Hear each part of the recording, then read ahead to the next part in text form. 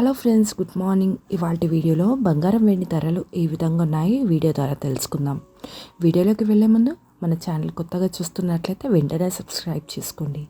రెండు తెలుగు రాష్ట్రాలలో బంగారం వెండి ధరలు చూసుకున్నట్లయితే 22 క్యారెట్ గోల్డ్ వచ్చేసి 1 గ్రామ్కి 6,749 రూపాయలు ఉండగా 8 గ్రాములకి 53,992 రూపాయలు, 10 గ్రాములకు వచ్చేసి 67,490 రూపాయలు. మొత్తానికి ఇవాళ గోల్డ్ రేట్లో నిన్నటితో పోల్చుకుంటే 100 రూపాయలు తగ్గిందని చెప్పొచ్చు.